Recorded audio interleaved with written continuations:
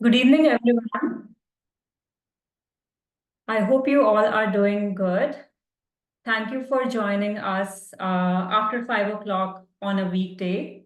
My name is Megha Bajaj, and I'm a business lead with the Global Institute for Food Security.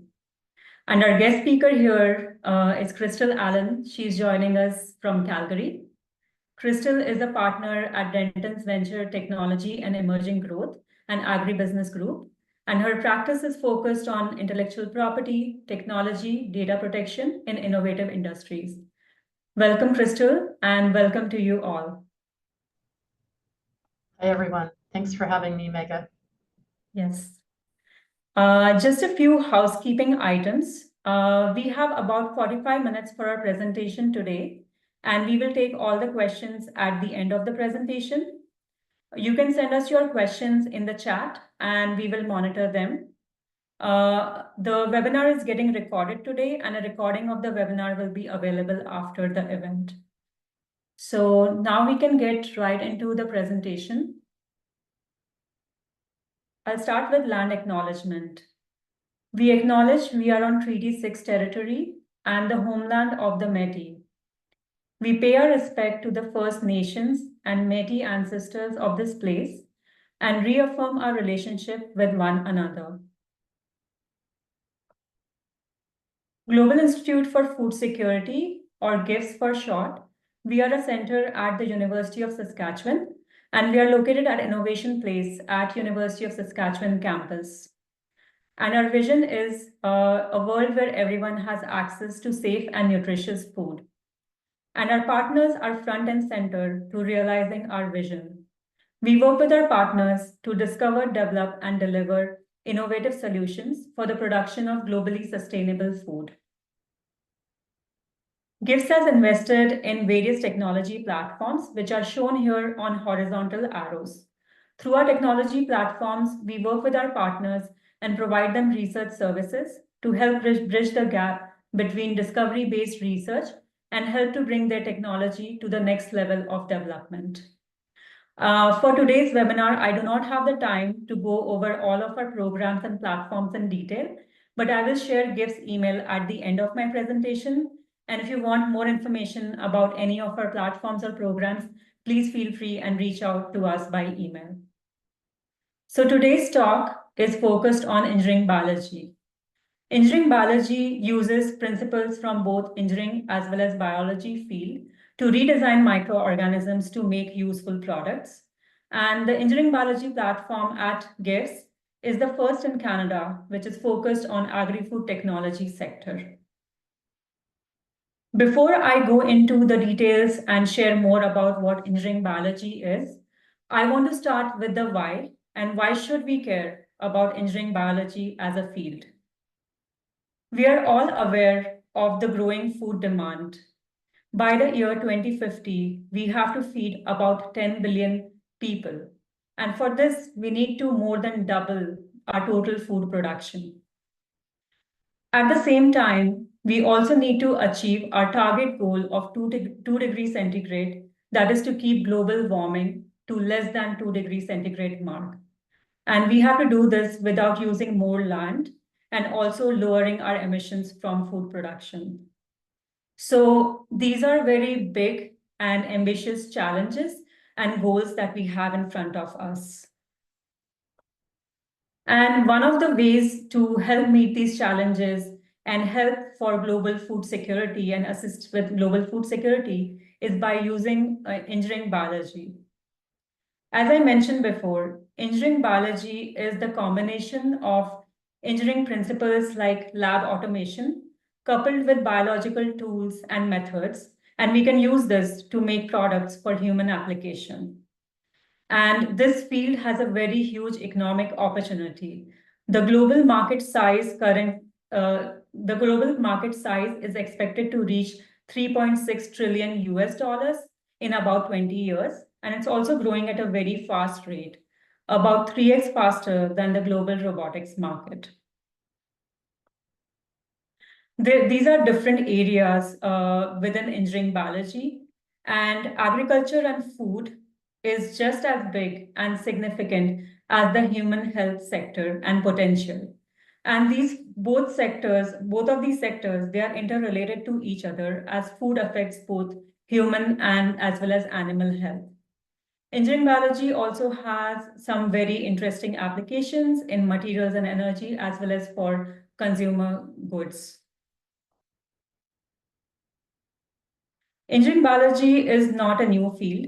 It has been around for some time, but it's a rapidly evolving field. And there are already applications there which are making an impact. One of the best known examples is that of a synthetic pathway, which is required to produce artemisinic acid. Artemisinic acid is a precursor for the anti-malarial drug artemisinin. Normally, it is produced by a plant, which can take months to grow, and then extracting the compound to make the drug. We can also take the genes from this plant and grow them in yeast using fermentation. And by doing so, we can produce the drug in a very precise and in a very controlled manner and more sustainable way for production of the drug. The second example here is for a food or food ingredient. And this example is of Impossible Burgers. So you can now buy plant-based animal-free burgers from the supermarket. This animal-free burger, it has animal-free heme. Heme is the iron-containing molecule, which gives meat its very distinctive taste and flavor that makes it so tasty.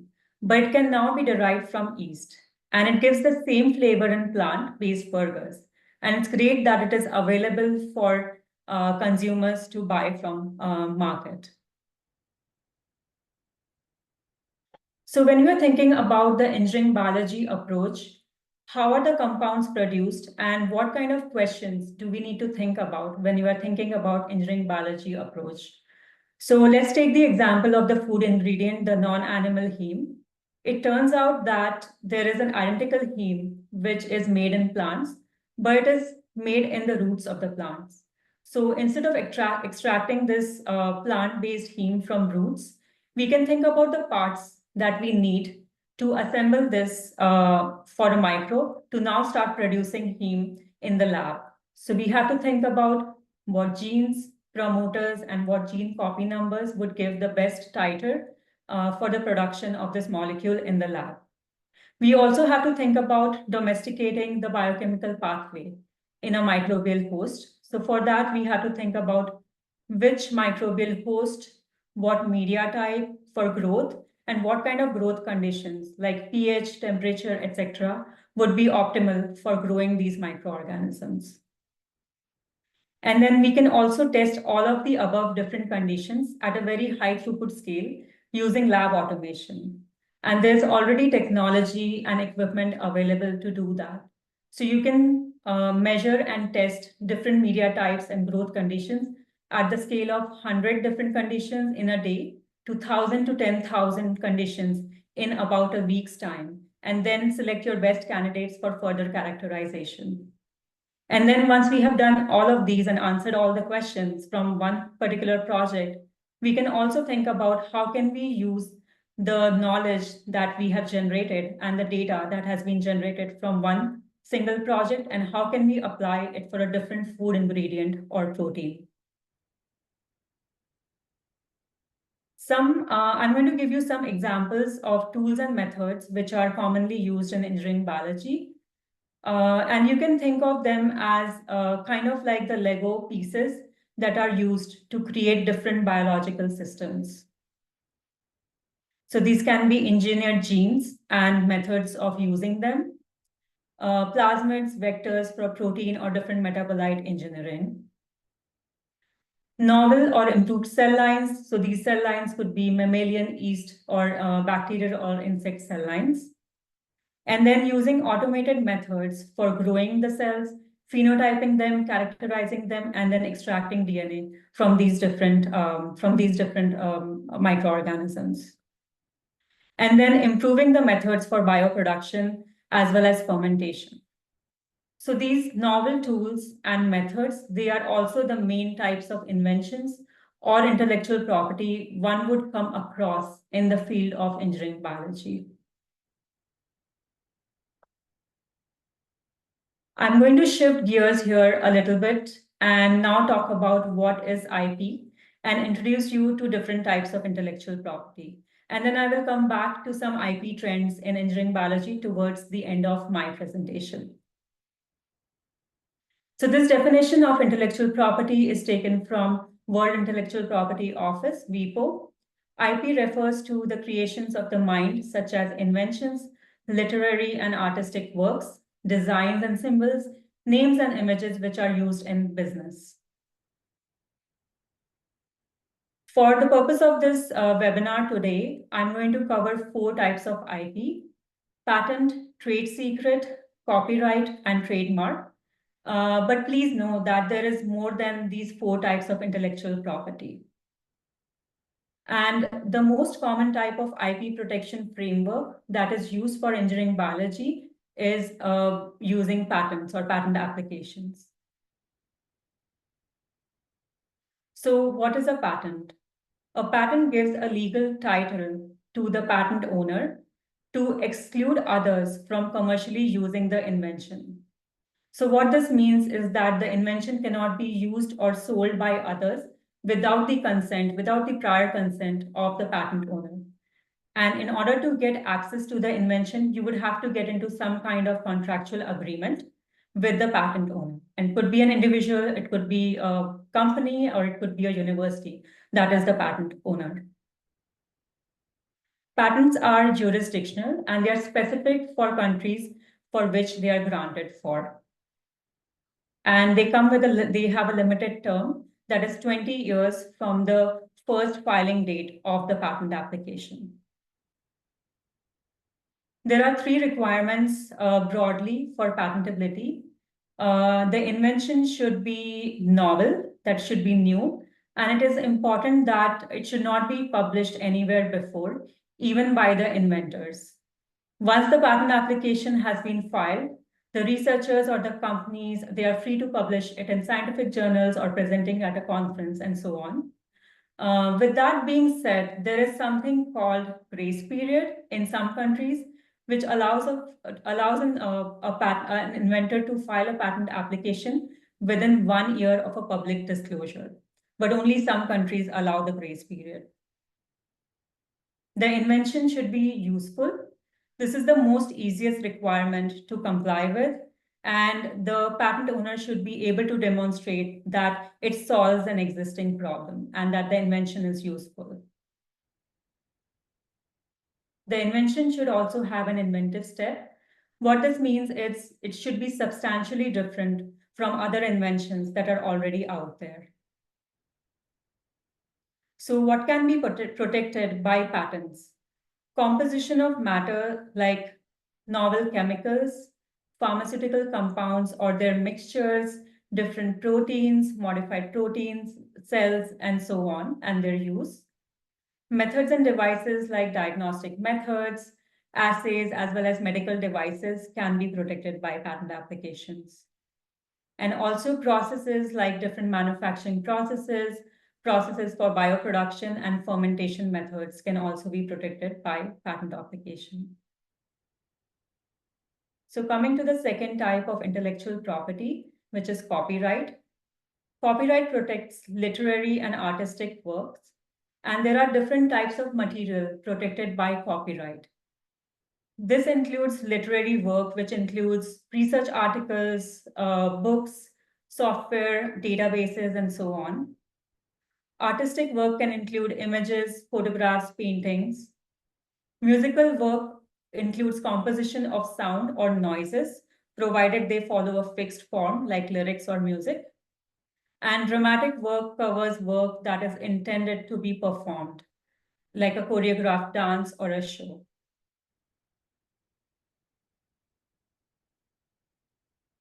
So copyright is automatically protected under Copyright Act. Example for a thesis, or if you've written a research article, you wouldn't require to register a copyright for that. But it becomes very important for businesses when you want to prevent others from using your work without your permission. So when you register a copyright with the Copyright Office, the office will issue you a certificate which can be used in the court as evidence for copyright infringement cases. In Canada, the term of copyright is for the author's lifetime plus 70 years after death. In the United States, the copyright term is the same for individual copyright work, but for any copyright work made under employment, the term of the copyright is 95 years after publication or 120 years from date that is created, whichever term is shorter. Okay. So what is a trademark? A trademark is a distinctive sign that indicates the source of a product or a service. And trademark provides a valuable intellectual property right. It helps organizations and businesses to make their brand known in the marketplace. And registering a trademark does provide a lot of brand identity and commercial opportunity to the company that is registering the trademark. The term of the trademark is 10 years in both Canada and United States. And then you can pay a renewal fees to continue its use after 10 years. And rights in a trademark can be lost if it is not used in specific relation to the goods and services that it was originally registered for. So you have to show that you are using your trademark in relation to whatever goods and services you are selling. And these are just some examples of some famous trademarks. The fourth type of intellectual property is trade secret. And as the name suggests, trade secret is kept confidential. It is never published. And it is important that it is kept safe within a company, and access has to be given only to limited number of people in the company. The validity for trade secret is indefinite unless someone independently discovers it and then discloses it to public.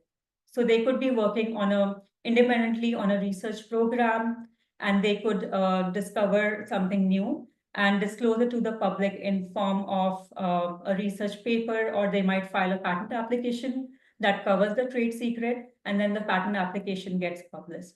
And then the trade secret becomes part of the public knowledge. As I mentioned before, it is important to be kept safe within a company, and access should only be given to the specific employees that need to know that information. And things like recipes, different product designs, your customer list, pricing for goods and services, as well as manufacturing techniques are covered by a trade secret. And this is a classic example of a trade secret, the recipe of Coca-Cola. And there have been some legal cases where employees of Coca-Cola, they tried to sell trade secret recipe to Pepsi and got arrested. So I showed you this slide earlier in my presentation, and this is just a reminder to show you some of the types of tools and technology in the engineering biology field. And I also mentioned that patent or patent applications are the main form of IP protection in engineering biology. So this is the figure or graph from a study which was done to review the global patent landscape in engineering biology. And the classification system used here to filter the patent documents is the International Patent Classification Code, or IPC code. So on the left, you see the technology areas, and on the right-hand side, these bars show you the number of patent families or the number of patents that have been filed for different technology areas within engineering biology. So the topmost, which has about 4,000 patent families filed, that includes the technology area of bioengineering and genetic engineering. And this includes patents around synthetic genomes, synthetic genes, and methods for creating them. Fermentation and enzyme used to synthesize chemical compounds is the second topmost, and it has about 2,000 patent families. The third is pharmaceuticals and medicines. So this includes composition of these pharmaceuticals and different engineering biology methods for making these pharmaceuticals and medicines. And then measuring, testing, or involving enzymes or microorganisms. So this includes patents where microorganisms are used as sensors for different types of testing, example testing toxic compounds in the environment.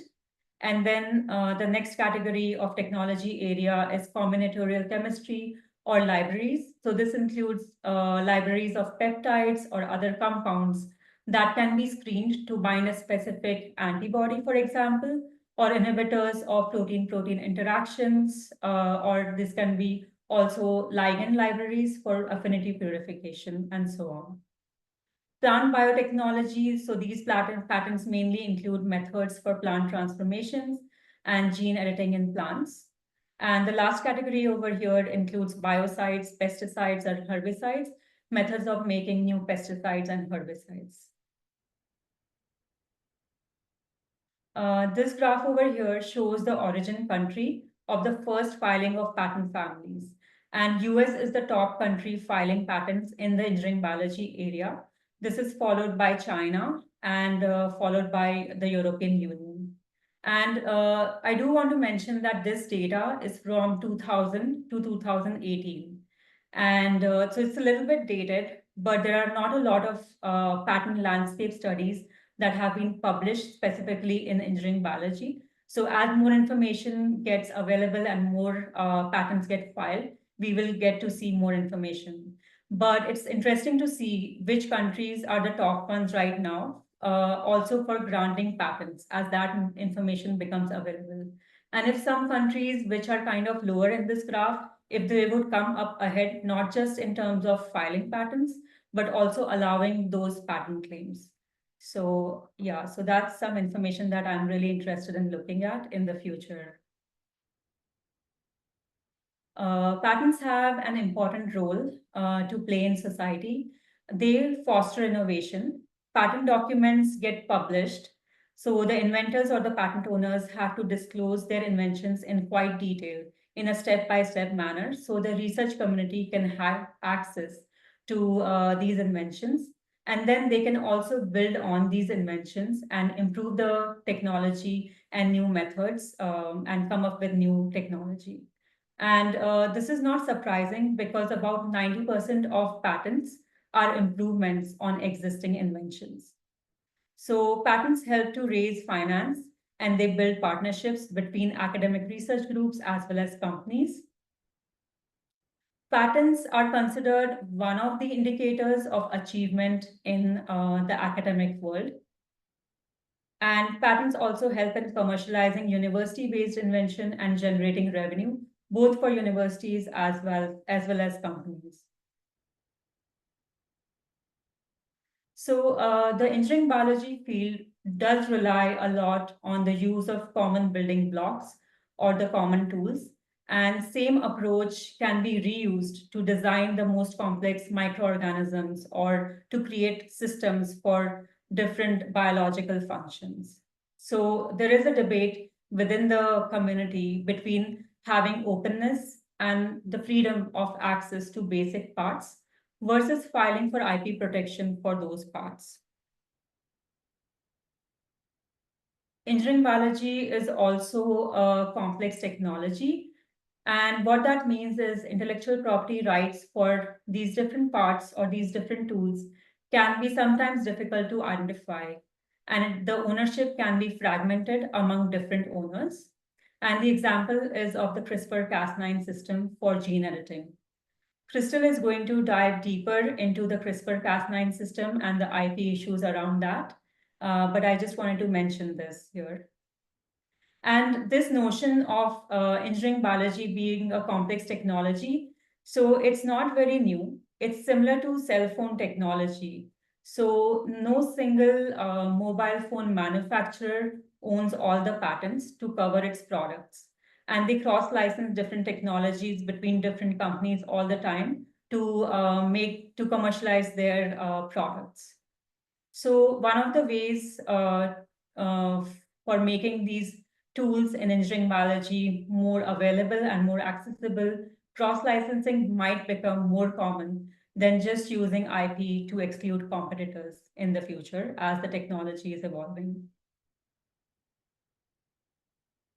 And protection by trade secrets and keeping the information confidential and then only sharing the information under agreements between collaborators is also one of the ways that we can think about IP protection in engineering biology, though it can get a little bit tricky when you're trying to license trade secrets. And sharing basic parts under an open parts license. So this is already being done by the BioBricks Foundation, for example, in the US. So the foundation shares the basic tools, vectors, and different tools at no cost. And the receiving organization has the right to make changes, to make modifications, and also commercialize these basic parts for their downstream use. And at the same time, where we have sharing of these basic parts under an open parts license, we can also have more complex and specialized parts protected by filing intellectual property protection. So it will be very interesting to see how the IP and the system evolves with the evolving field of engineering biology. So that's my last slide. Thank you everyone for listening. And this is GIFS email, partner with us at gifs.ca. Please feel free to reach out to us if you have any questions about our programs and platforms, and we would love to talk to you. And I'm just going to invite Kristal now for her presentation. Wonderful. Thank you, Megha. That was a really great and informative overview of IP and an introduction to IP in the context of engineering biology. Now, I'm going to spend a little bit of time kind of building on that base that Megha has sort of set for us by talking a bit, at a high level at least, about IP trends that are occurring in engineering biology. And I'll walk you through an example or two of the challenges and opportunities in this area of technology. As I think you'll see, this is, from an IP perspective, a very complex area of technology, and there's a lot of things to consider and think about when you're doing development work in this area of technology, looking to collaborate, etc. So Megha, if I can ask you to go on to the next slide, we'll get started.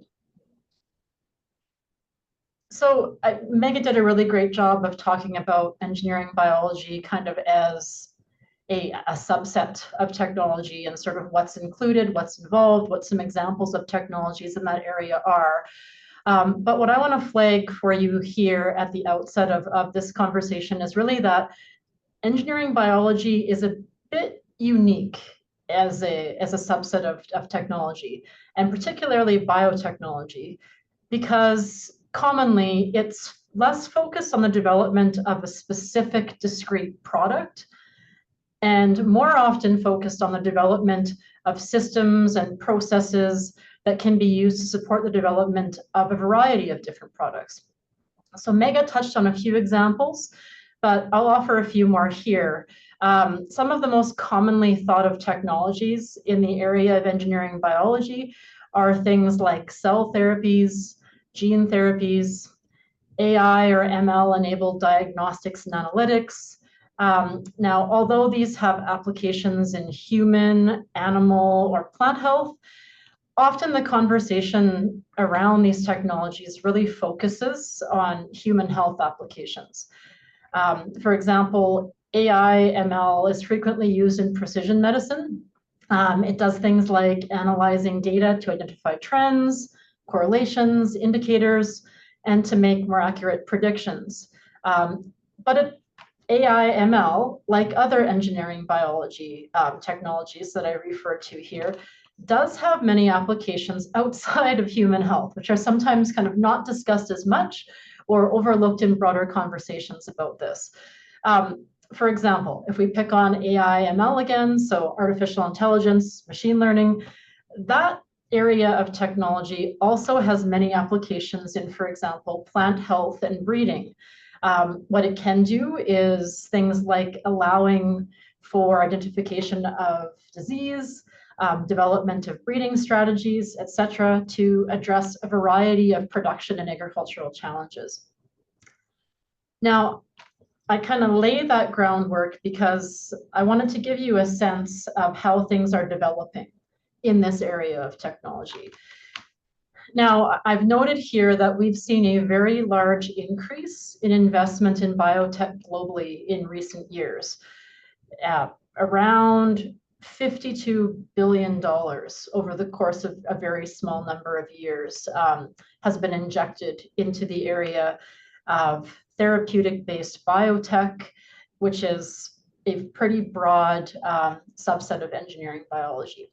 Now, 2/3 of that investment, roughly, was committed to startups with platform technologies. And those are the technologies that we're really thinking about when we're talking about engineering biology broadly. Why platform technologies are, I guess, attractive to investors is because, as I mentioned earlier, when we were talking about what engineering biology is, if an investor invests in a platform technology as opposed to simply a product technology, what it can do is effectively allow the investor to invest in multiple products at once. So when you're investing in a platform technology, there's an ability to become invested in the application of that technology rather than in a single use case of that technology. So this arguably creates a much greater potential for return on investment and allows the investor to participate in what can effectively be called an innovation pipeline. So next slide, please, Megha. Now, that's just a bit of an intro to kind of what's been happening in engineering biology and in the investment landscape kind of broadly. But taking it back to the purpose of our conversation today, what's important to note here is that in order for technology to kind of retain value and attract investment, attract interest, for example, its value really has to be both established and retained. Now, this is done in part by being able to clearly identify and articulate applications of your technology, use cases for it, customers that that technology may be attractive to. But that's also done by protecting the ownership of the technology so that the value of the technology can be extracted from it by the owner. Now, why does that happen? Because intellectual property protection enables the owning party to claim and assert ownership over that invention or technology, and therefore earn a financial return from that ownership. So in the context of engineering biology, as Megha has already mentioned, IP protection is most commonly sought in the form of patent protection. There are other areas of IP relevant to engineering biology also. Again, as Megha touched on, things like copyright, for example, may be relevant to the protection of kind of, for example, manuals or publications that a person may create regarding the technology that they have developed. It may also relate to the protection of things like source code or object code in software that may be designed to treat a technological issue. Trademark, by contrast, may be used to protect branding elements that are used in the kind of commercial or commercialization, pardon me, of engineering biology products. But patent is really sort of the key IP protection methodology in engineering biology. Trade secrets, you do see a fair bit as well. The challenge with trade secrets is that protection as a trade secret and maintaining something as a trade secret can make licensing challenging. And Megha mentioned this. And that's really because in order for something to be properly classified as a trade secret, it has to be maintained as strictly confidential and subject to a variety of protective mechanisms to ensure that confidentiality. That can be really tough to do if your revenue model for your technology and how you want to extract value from it is by widely licensing it to others. So there are various types of engineering biology technologies that can be eligible for patent protection. These include methods. Examples of that would be things like aspects of CRISPR technology, biomanufacturing processes, cloning methods and technologies. Products can also be eligible for patent protection. So examples of that may be things like new drug formulations, biological therapies, genes when used as medicinal products or diagnostic tools. So there's really a wide variety of possible subject matter in the engineering biology field when we're talking about patents. But I think it's also important to note that there are also a number of items related to engineering biology that may not be patentable or that may be more challenging to patent. And these are things that move us a little bit closer to the higher life form side of the scale. So things like plants, animals, some bacteria, some microbes, for example, are difficult to patent. Some bacteria and some microbes are eligible for patent. It really just depends on what degree of an inventive step has been used to actually sort of isolate or modify those particular life forms, or else patentability is very questionable. So I think what I'm hoping to illustrate here is that the IP landscape in engineering biology is fairly complex. There's a number of things to think about when you're thinking about how to protect an invention in this area. And one of the challenges that overlays that is that our IP protection system, not just in Canada, but globally, has in many instances been fairly slow to evolve and has some really significant challenges in keeping up with the speed and direction of innovation. So as technology such as biotech, such as engineering biology, increasingly focuses on new ways of using and applying living objects, it remains to be seen how exactly our IP protection system will adapt and react to that. So next slide, please, Megha. So as an example of the complications involved in IP protection around engineering biology related inventions, let's spend a little bit of time talking about CRISPR-Cas9. And I'm picking on this particular example because it is, at least at a very basic level, one that many people have had some exposure to, heard some conversation about, and frankly, it's been a very, very active area of sort of research and development in engineering biology over the course of the past 10 or more years. So it's really quite relevant and still a timely topic. I want to stress that, you know, although we're going to spend a bit of time kind of using CRISPR-Cas9 as our example here, there are a lot of parallels between what's happening in CRISPR-Cas9 and many other technologies in engineering biology.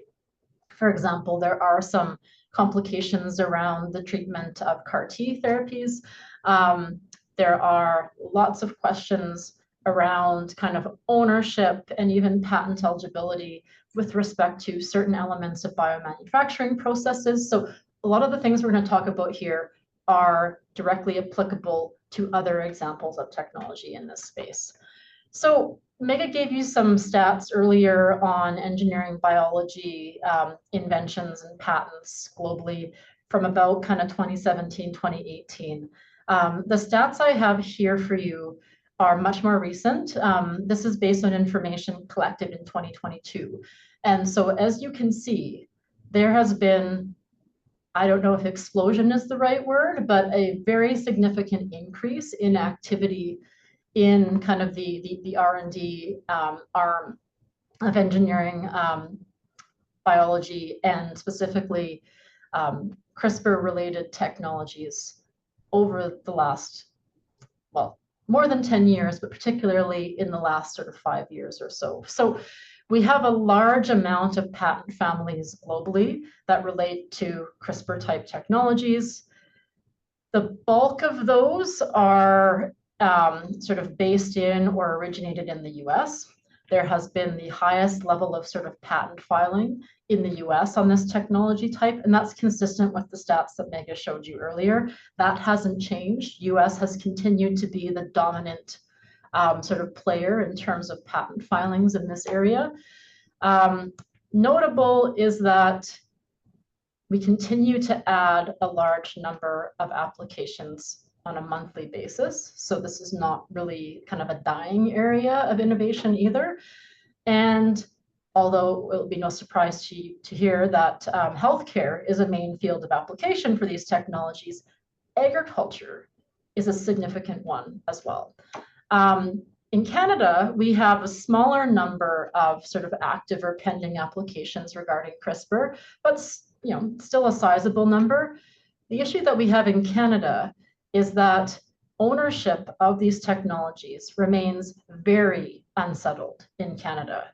In fact, there are a large number of applicants behind these applications that have not yet requested examination of their application. Now, in Canada, as you may or may not know, we have up to 5 years post-filing of a patent application to request and initiate examination, which is what we sometimes refer to as patent prosecution. So the actual kind of examination, assessment, analysis of that application to eventually determine if the invention described in it is actually patent eligible, patent appropriate, that there are no kind of overcoming objections to the patenting of that invention, and the eventual issuance of the patent as a result. So because of that 5-year window that we have to request examination, sometimes our patent filings move a bit slower here. And I think what's happening in this case is that because of how much kind of, I'll call it arm wrestling has gone on regarding CRISPR-Cas9 globally, and we'll talk about that in a second, a lot of applicants in Canada are just sort of sitting back and waiting to see what happens in, for example, the US and in the EU prior to pushing forward their application in Canada. So next slide, please, Megha. So let's talk about that a little bit more. I think this is something that I find quite interesting in this particular context, is what has actually happened with CRISPR-Cas9 from an IP protection and ownership perspective. And I've titled this slide, "How do you navigate a crowded field?" Because I think this is a common issue in engineering biology, given the level of activity that we have in R&D in this area of technology. There are a lot of people working on a lot of things, many of which may, at least on their face, appear to overlap, be related, etc. And so what we have as a result is what I call a crowded field. And we have that in particular with respect to CRISPR. So this situation has been fairly well publicized, but I'm just going to kind of give you a brief overview of what's transpired since about 2012. So we're looking at more than 10 years. This has been going on right now. So in CRISPR, we sort of have 2 main players or groups, although there are many others, and I want to stress that, many others who have developed technologies that are sort of CRISPR related as well. But the 2 main players in the CRISPR-Cas9 patent battle, as we like to call it, were the Broad Institute, which is sort of a group that's affiliated with MIT and Harvard in the US. This group filed a patent that claimed rights over the use of CRISPR in human, animal, and plant cells. And it showed how the CRISPR-Cas9 system could be adapted to edit DNA in cells that have a nucleus. The other major player in this battle is the CVC group. And this is really a group of researchers from UC Berkeley, University of Vienna, and the 2 primary researchers involved in this group are Dr. Doudna and Dr. Carnetier. So this particular patent filed by the CVC group claimed rights over the use of CRISPR-Cas9 in any living cell and outlined how CRISPR-Cas9 could be used to cut isolated DNA. So these 2 groups made their patent filings just months apart. And since that time, the progression of those applications through the patent offices in which they have been filed has been sort of rife with disputes and issues.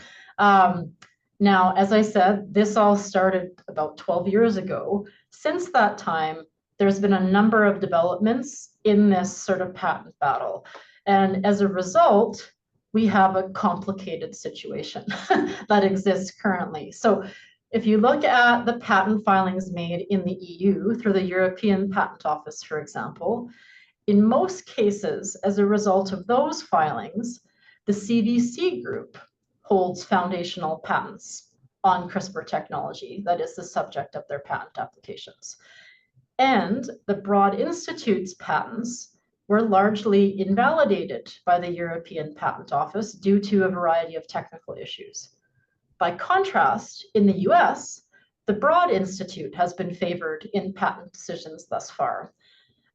For example, the US Patent and Trademark Office found that the Broad Institute was the first to invent the technology for use in eukaryotic or animal cells. So we have a slightly different ownership position existing in different countries. And in Canada, as I said, the ownership position is still entirely unsettled. So it becomes very difficult to figure out how to navigate that. Now, putting the ownership position aside for a second, where we have ownership established, and it's clear kind of which inventor owns that particular aspect of CRISPR technology, many of those inventors have effectively kind of made their protected technology freely available to anyone who conducts research for non-commercial purposes. So basically, your general lab research in something like a public or academic institution. So that technology in some cases is just available under license free of charge.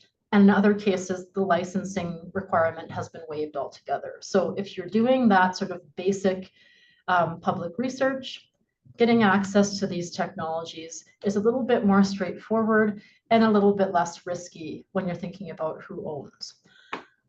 But if you want to use the technology for commercial purposes, inventors who own various aspects of this technology have in large part set up companies that license the patents that they own to other companies around the world. So there are a variety of those companies that exist. A few that you may have heard of would be Intellia Therapeutics, Pairwise, Caribou Biosciences, ERS Genomics, and which technologies each of those licensor companies license out depends on which inventor they're sort of representing.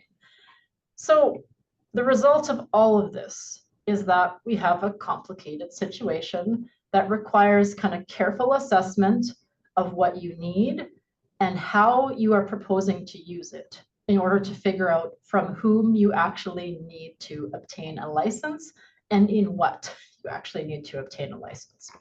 So next slide, please, Megha. So that sort of overview was in relation to CRISPR-Cas9 specifically. But what I want to stress is that these sort of expansive or fragmented patents and ownership sort of structure apply to a lot of engineering biology technologies. In many cases, academic institutions have had a significant role or been the primary researchers in developing these technologies. But it is also very common that despite that fact, those academic institutions or researchers may kind of license or transfer what they've developed and the technology they've developed to a spin-off company or a licensing company to actually commercialize it on their behalf. So what you often end up with in this space is kind of a grouping of foundational patents that a researcher needs access to if they are looking to sort of build on to those patents or develop something that sort of complements the technology that is the subject of those patents.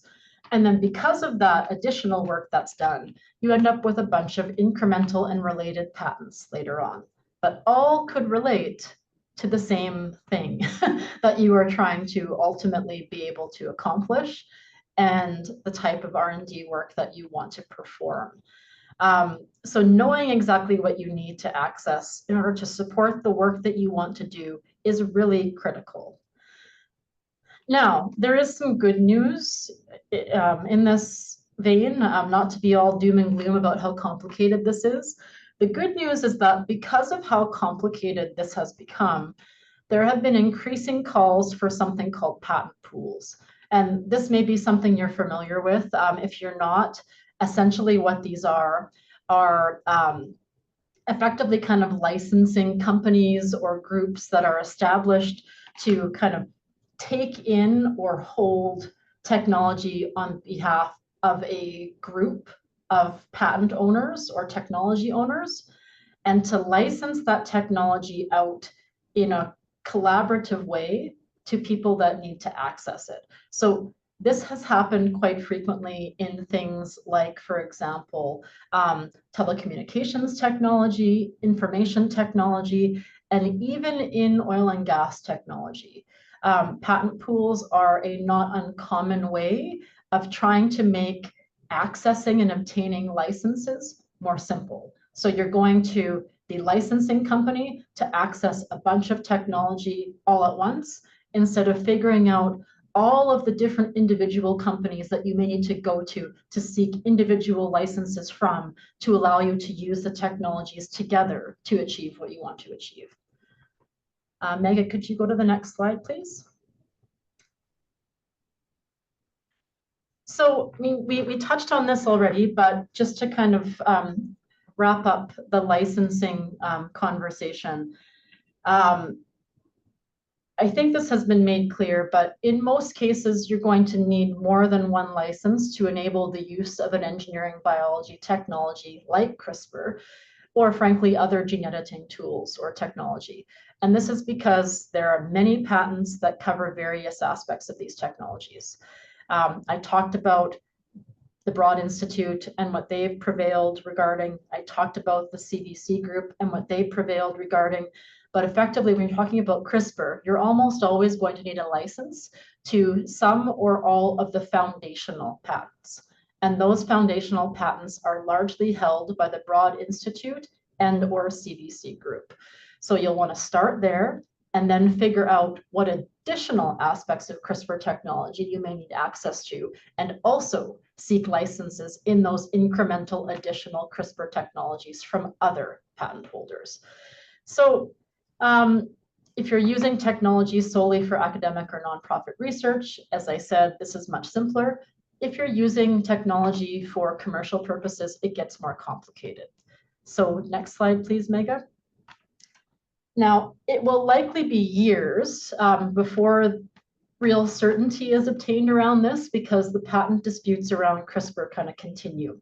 And as I said, ownership in some regions like Canada has not been settled at all yet. So in the meantime, what can you actually do from a practical perspective? So as I mentioned, the most risk-averse way to proceed here is to obtain licenses in respect of all foundational patents in all jurisdictions in which you may wish to conduct research, or avoid that altogether and use alternative tools with a more certain patent position. So avoid the CRISPR-Cas9 and maybe look at some other CRISPR technology that has been developed by an alternate party. A medium risk approach is to focus on early R&D, so to get those non-commercial use, academic use licenses that are really quite simple to obtain and often cost-free early on to enable that research, and deal with commercialization later. So look at the commercial licenses you may need down the road once you determine if there's anything even commercially valuable that comes out of your research. The highest risk method to proceed with here is to seek licenses from one foundational patent holder or another, so the Broad Institute or CBC group, based on your perceived strength of their position. You could end up guessing wrong and getting the foundational patents from, or licensed to foundational patents from the Broad Institute, and later finding out that you actually needed foundational patents from the CBC group, or that ownership of certain of those foundational patents was mischaracterized and the patent office has reversed course on that. So in agriculture and food, the Broad Institute has a number of research and commercial licenses available, but there are restrictions that apply to those licenses. For example, you can't use them to do things like research around gene drive, seed sterility, or tobacco. You can also obtain commercial licenses from licensing companies that have been sort of established or that Broad Institute, for example, has an interest in, such as pairwise. And then there are other patent holders regarding CRISPR in the agriculture context as well. For example, Corteva is a large patent holder in that area, and Syngenta and Bayer also hold patents in that area. So again, different components may be owned by different licensors, and doing a careful review and figuring out what you need based on what you want to accomplish is key. So I'm mindful of our time. There's just a couple more things I want to touch on here quickly. So Megha, thank you very much. You got ahead of me there, and that's great. So where are things headed in Canada? We're talking about trends. So we talked a lot about what's been happening over the last kind of 12 years or so, what the impact is on our current state, but where are we going? So as is apparent from the stats you've seen, those sort of first CRISPR altered crops have been introduced in the US and not in Europe. And most patent activity is in the US. The stats back that up. And if the most patent activity is happening in the US, it is a logical conclusion that you're going to have sort of the earliest commercial development of products using those technologies in the US as well. Now, another reason why that's been happening, though, is because the US regulatory environment around CRISPR has been much more permissive than that of the EU. The EU's genetic modification laws have traditionally been very restrictive, and that issue is still quite unsettled in Europe. The EU has recently begun to reevaluate its position on the regulation of gene-edited crops, but there's no clear direction on that yet. By contrast, the US and now Canada have taken a more permissive stance and have concluded that gene-edited crops can be considered non-novel or not GMOs. This means that they won't be classified as plants with novel traits and not required to go through novel crop processes to obtain environmental, food, or feed clearances, approvals, releases. Approval instead is based on the trait or characteristic and not how the crop was modified to display that trait or characteristic. So the fact that gene-edited crops will be treated the same as traditionally bred or conventional varieties means that this has encouraged a lot of innovation in the US and now is expected to encourage a lot of innovation in Canada. We have the complicating factor that the ownership of CRISPR is not settled in Canada, but we have at least some confidence that products we develop using that technology will not be subject to an undue regulatory burden. Megha, next slide. Thank you. So leaving it off with a couple of issues to kind of keep an eye on when we're looking at trends. So what are we looking at in the future? One of the issues that is sort of top of mind for me is the discovery versus invention concept. As we start seeing additional activity in the biotech area or the engineering biology area that revolves around the usage and application of living organisms, we have to ask the question about, does the invention that we're looking at involve enough human intervention leading to something that meets patentability criteria? Mere discoveries are not patentable. So if you just discover a bacterium, for example, that hasn't been noted in science previously, that doesn't necessarily mean it's actually patent eligible. There has to be a particular inventive step around isolation of that bacterium, genetic modification of that bacterium, etc., in order for patent eligibility to be possible. Genomic sequencing has continued to be a hot issue in this area. There's a lot of questions around precisely what can I patent when we're talking about genes and genomics. Most countries allow gene sequences to be patented if they are part of a genomic invention. So again, we need an inventive step. Just discovering that a gene exists is not enough.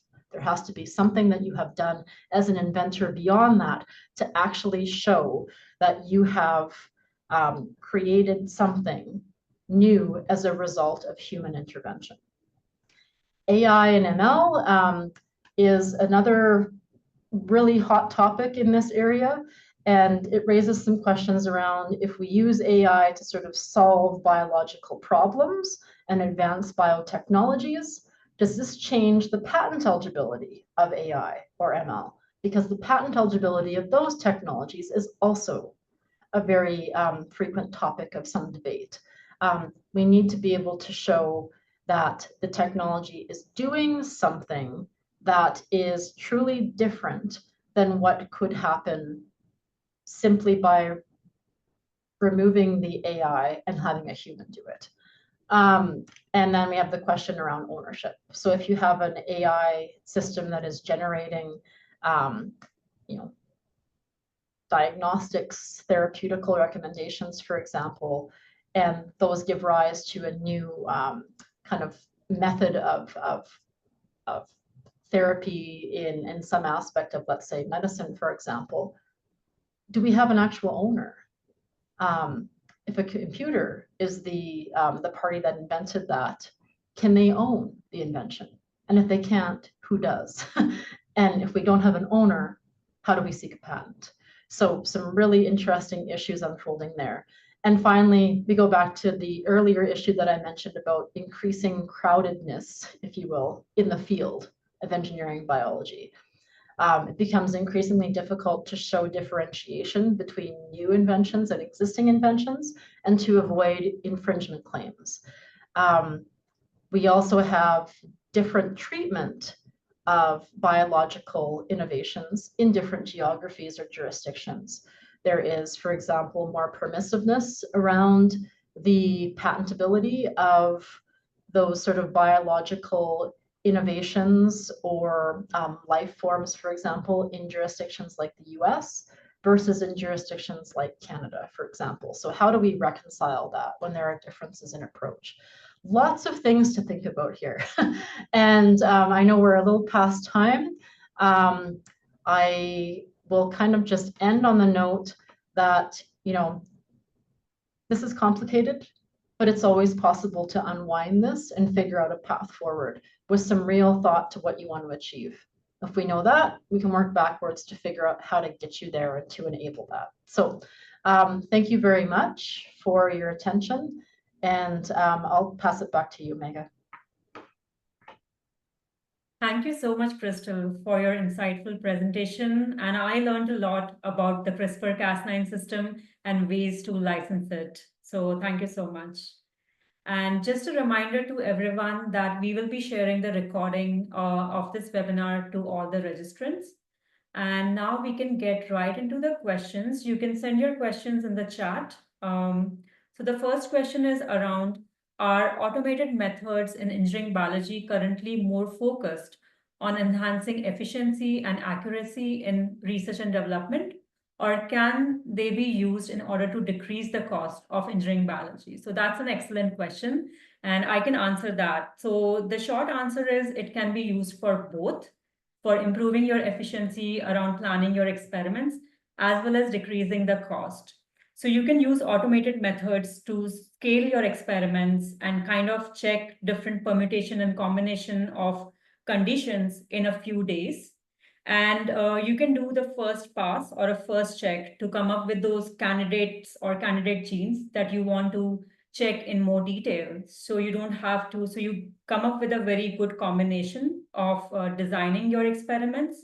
And I can give an example that you're growing a microbe at, say, for example, 30 degrees centigrade as well as 37 degrees centigrade, and you have your gene of interest inserted into that microorganism, and you want to test them using a strong promoter, a medium strength promoter, as well as a weak promoter, and see how it behaves in that system. So you can do all of this in a few days time. So you're also miniaturizing the reaction volume. So that also helps to save the cost as well as resources, which is time, which is very important. And I don't see any other questions. Oh, there's one more, just came in. Thank you for the presentation. We have seen a big gap between countries in applying for patents.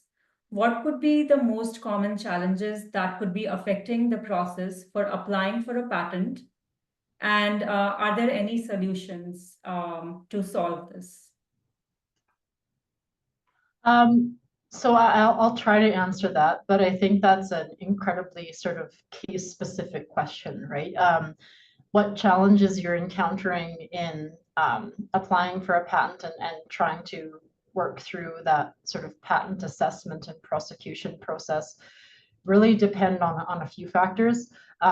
One is the sufficiency of the claims in your patent application, how those are drafted, if they're drafted with an eye to actually appropriately and adequately touching on patent eligibility criteria, that makes a huge difference in how your application proceeds through a patent office.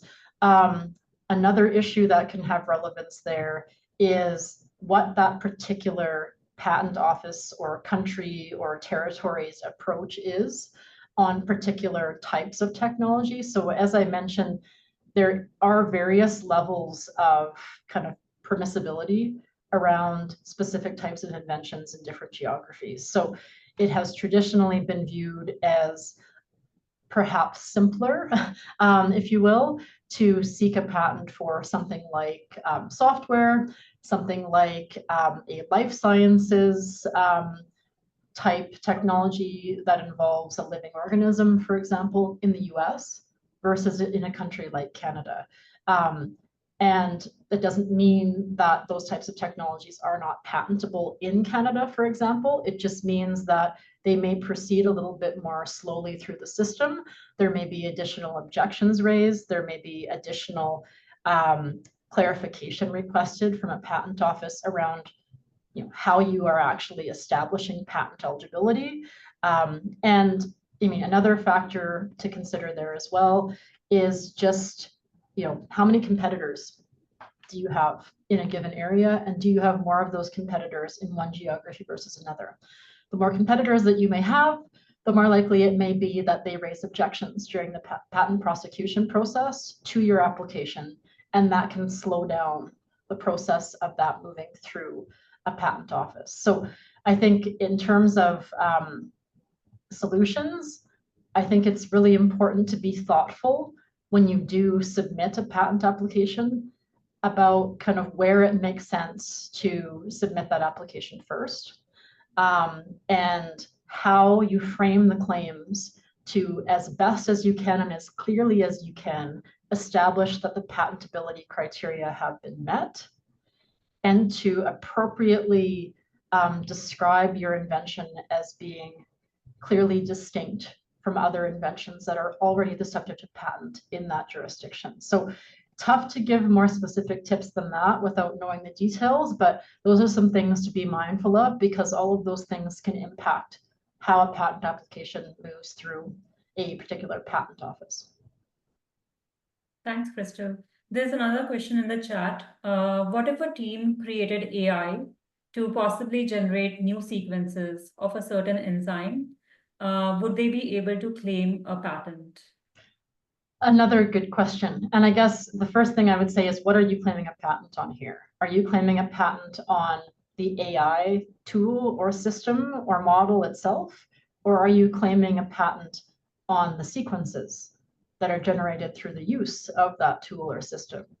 There are questions that would arise in either context. In the first context, the question is really around, is that AI system doing something that is truly kind of inventive and an improvement on what could be done without the involvement of an AI tool in that process?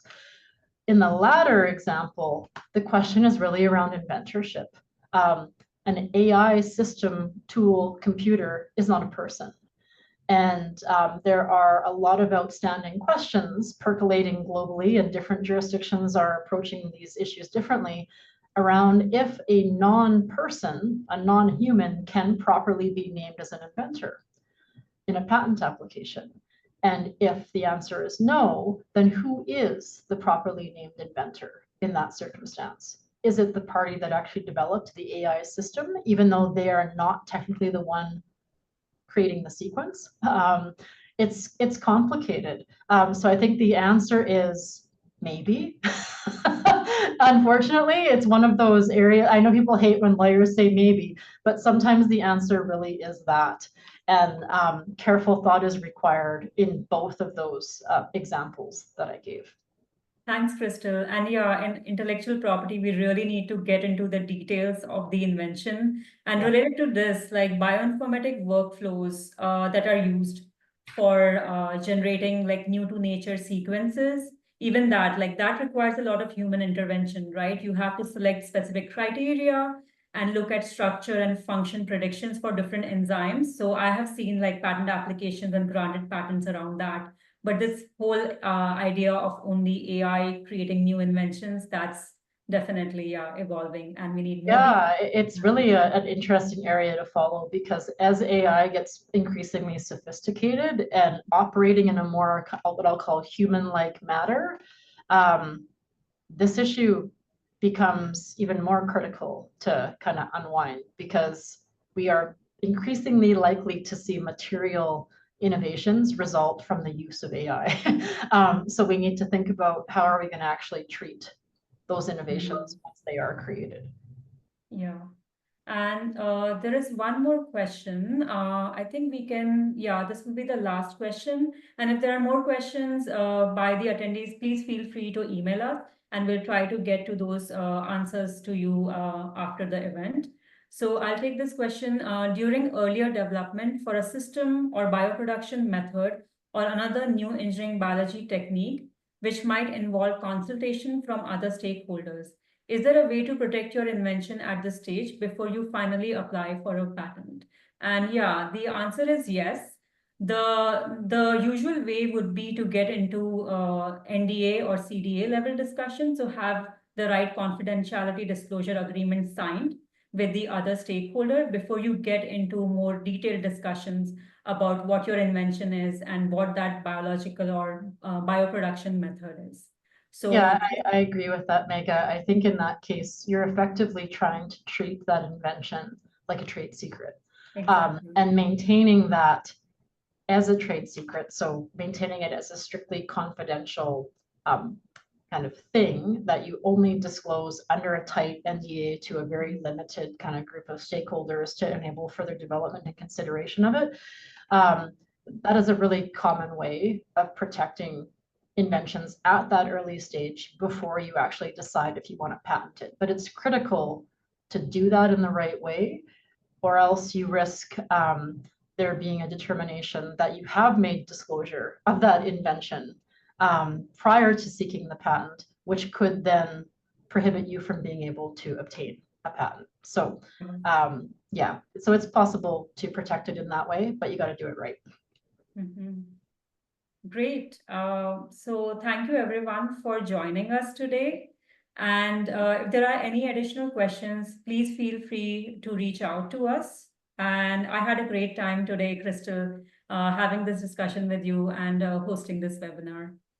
Yeah, I did as well. And I just wanted to touch very quickly before we sign off that I did see one last question pop up that I think is very straightforward to answer. And that is that software code is not patentable. Software code can be protected via copyright, but it is not patentable.